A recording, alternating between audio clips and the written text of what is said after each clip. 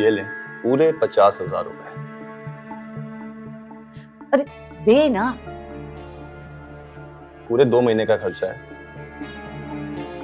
तेरी तो नौकरी नहीं, फिर ये पैसे कहाँ से आए? आप आम खाएं, पेड़ ना गिनो।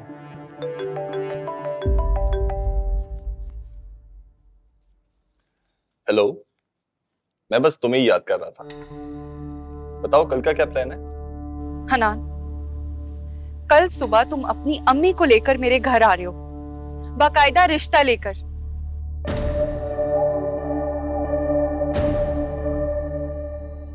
क्या इतनी अचानक? सब खैरियत तो है ना? सवाल कम करो, जो कहा है उस पर अमल करो। समझ गए हो ना मेरी बात?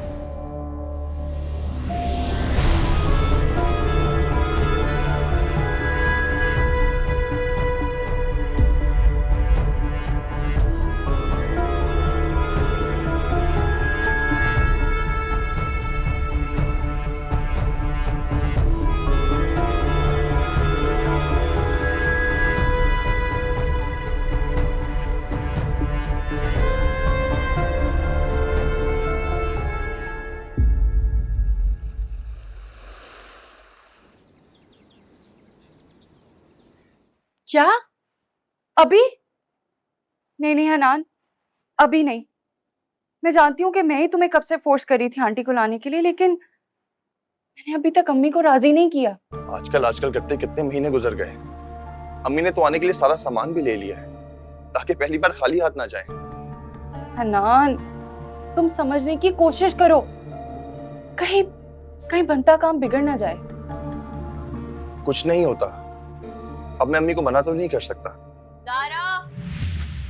हनान, मुझे अम्मी आवाज दे रही है, मैं तुमसे बाद में बात करती हूँ। बाय। अच्छा ज़ारा, मैं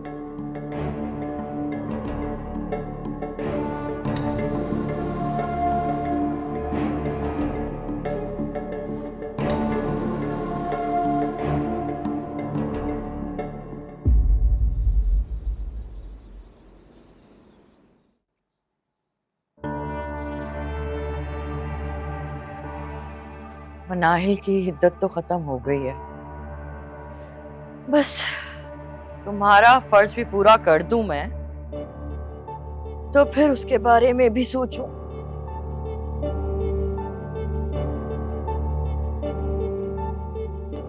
अम्मी, वो मैंने कहना था कि हनान। खबरदार, उस आवारा का नाम मत लेना मेरे सामने। तो एक वही नकारा लोग रह गए हमारे घर।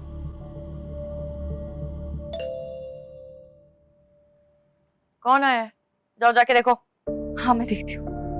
कौन आया इतना सुबह सुबह?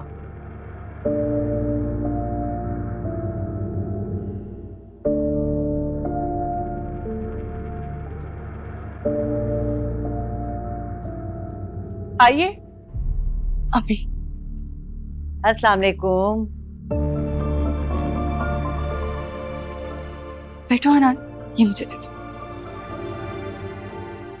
अस्सलाम वालेकुम। वालेकुम अस्सलाम। खैरियत है? इतनी सुबह सुबह कैसे? अरे भाई, अपने ही घर आने के लिए वक्त का क्या तय्युन करना। और वैसे भी अब तो दोनों खानदान एक होने जा रहे हैं, तो तकल्लुफात खत्म करें।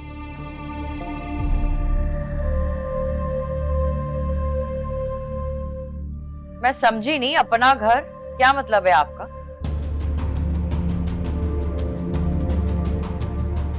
आप हमारे खानदान के कैसे हो सकते हैं? आंटी जी, ये क्यों नहीं हो सकते? हम कोई गैर तो नहीं है ना? भले आप ज़ारा से पूछ लें।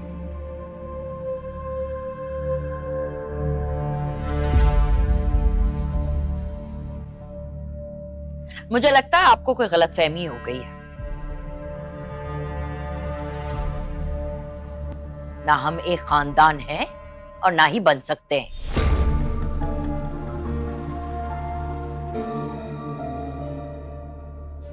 चले मान भी लिया कि हम आपके खानदान के नहीं हैं, मगर हो तो सकते हैं ना, बस आपकी एक हाँ की जरूरत है।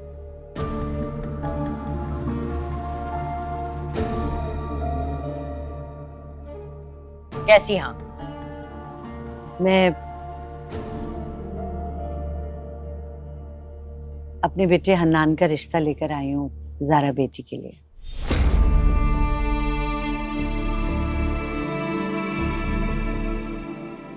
क्या कहा तुमने? तुम्हारे बेटे के लिए मेरी बेटी का रिश्ता? मैं अपनी बेटी का रिश्ता एक कमेटी डालने वाली के बेटे से कर दूं? तुम क्या मेरे खानदान को जानती नहीं हो? हाँ?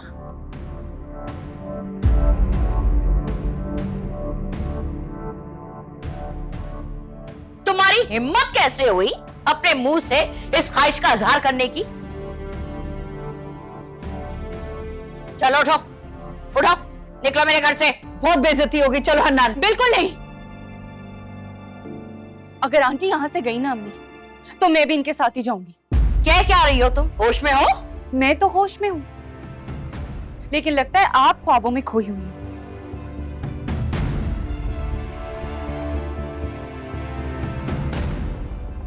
जब मैं आपको 10 बार कह चुकी हूँ कि शादी मैंने सिर्फ हनान से ही करनी है, तो आपकी बात समझ में क्यों नहीं आती? तुम्हें मेरी बात समझ में क्यों नहीं आ रही? शादी हमेशा बराबर के लोगों में की जाती है बेटा, और तुम इनके खानदान को जानती नहीं हो। सारे मोहल्ले में 2 टके की इज्जत नहीं है इनकी। बहुत इज्जत हो गई बेटा, अब प्लीज जाने दो। आओ, आओ। नहीं रुकिए आंटी, मुझे बात करने दें। आपको क्या लगता है अम्मी कि पूरे मोहल्ले में आपकी बहुत इज्जत है? लोग आपको एक घमंडी और बददिमाग औरत समझते हैं। और इज्जत सिर्फ पैसे से नहीं होती। आज मैं आपकी आंखों के सामने आपका पैसा ठुकराऊंगी और हनान के साथ जाऊंगी, और हनान के साथ जाकर कोर्ट मैरिज कर लूंगी। पूरी जिंदगी तरसती रहेंगी आप मेरी शक्ल देखने के लिए। पागल हो गई है तो? अरे मुझे हनान रुको, मैं अपना सामान लेकर आती हूँ। ज़ारा रुको। आंटी हमें जैसा भी समझे, उनकी मर्जी, मगर ये हमारी खानदान की रिवायत नहीं है कि बड़ों की रजामंदी के बगैर कोर्ट में जाके शादी कर लें।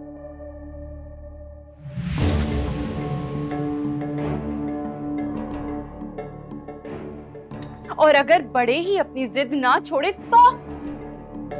बेटा, मैं तुम्हें हरगिज भी इजाजत नहीं दूंगी इस बात की कि तुम अपनी अम्मी को नाराज करके ऐसा कोई कदम उठाओ। बेटियां तो पूरे खानदान की इज्जत होती हैं, और बेटियों का एक गलत कदम उठाया हुआ खानदान की सालों की बनाई हुई इज्जत खाक में मिला देता है। आंटी, ज़ारा, मैं बिल्कुल ठीक कह रही है। पहले तुम आंटी को प्यार से मना लो।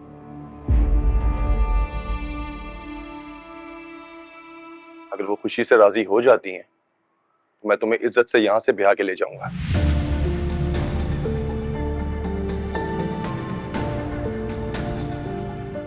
Sorry aunty. चले अम्मी। Sorry aunty. बस बेटा, कोई बात नहीं।